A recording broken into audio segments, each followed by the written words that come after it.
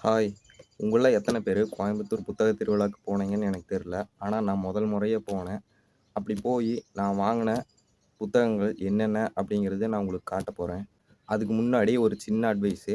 நீங்க மத்தவங்க சொல்றாங்க அப்படிங்கிறதுக்காக ஒரு புத்தகத்த வாங்காதீங்க. நீங்க போய் பார்த்து உங்களுக்கு எந்த புத்தகம் புடிக்குதோ, எந்த டைட்டில் உங்களுக்கு ரொம்ப புடிச்சிருக்கோ, அ ஒரு 2 வரிகள் படிச்சு பார்த்து, அதில உங்களுக்கு அந்த இது புடிச்சிருந்துச்சுன்னா, அப்ப மட்டும் வாங்குங்க.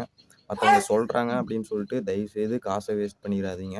அந்த புக்கு அவங்களுக்கு வேணா புடிச்சிருந்ததா இருக்கலாம். ஆனா உங்களுக்கு புடிக்காம கூட போகலாம். அதனால தயவு செஞ்சு உங்களுக்கு புடிச்சமான புத்தகங்கள் மட்டுமே வாங்குங்க. சரி வாங்க நான் என்னென்ன புத்தகம் வாங்குனேன்னு பார்க்கலாம்.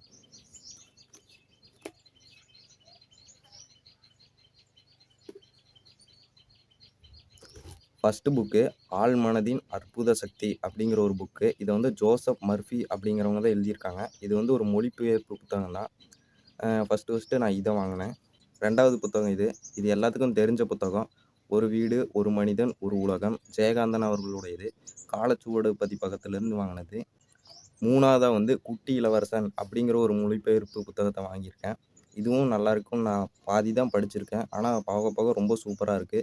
இன்ட்ரஸ்டிங்கான கத. இது 3வது புத்தகம்.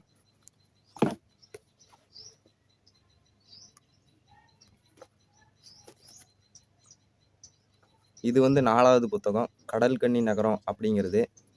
இது வந்து ஆர்னிகா நாசர் அப்படிங்கிறவங்க எழுதியிருக்காங்க. இது வந்து ஒரு சிறுவர்களுக்கான புத்தகம். ஆனா கதை படிச்சு பார்த்தா நானும் ரொம்பவே நல்லாயிருக்கு. உங்கள் வீட்ல வந்து சின்ன குழந்தைங்க அப்படி நெறைய பேர் இருக்காங்க அப்படின்னா, இந்த புத்தகத்த தாராளமா வாங்கி குடுக்கலாம். ஒரு வித்தியாசமான எக்ஸ்பீரியன்ஸு, ஒரு புதுமையான கதை. நீச்சல் எவ்வளவு முக்கியம் அப்படின்னு வந்து இந்த புத்தகம் ரொம்ப சொல்லி தருது. அதனால உங்க வீட்ல சின்ன குழந்தைங்க யாராவது இருந்தாங்களா, தயவு செஞ்சு இந்த மாரி புத்தகங்கள வாங்கி குடுங்க. ரொம்ப ரொம்ப யூஸ்ஃபுல்லா இருக்கும். அடுத்தது days at the Morisaki book shop அப்படிங்கிற ஒரு புத்தகம். நான் இதுக்கு முன்னாடி இங்கிலீஷ் புத்தகங்கள்லாம் படிச்சதில்ல. ஆனா இங்கிலீஷ் ஓரளவுக்கு படிப்பேன். ஆனா இப்ப தான் படிச்சுக்கிட்டு இருக்கேன். ஒரு 10 20 பக்கங்கள் படிச்சிருப்பேன். படிக்க படிக்க நல்லா இருக்கு. எளிமையாவும் இருக்கு. இதுவும் வந்து ஒரு ஜப்பான் புத்தகம். இது வந்து மொழிபெயர்ப்பு பண்ணியிருக்காங்க. படிக்க படிக்க ரொம்ப நல்லாவே இருக்கு. இந்த 5 புத்தகங்கள் தான் நான் வாங்குனது. ஏன்னா காசு என்கிட்ட அவ்வளோக்கா இல்ல.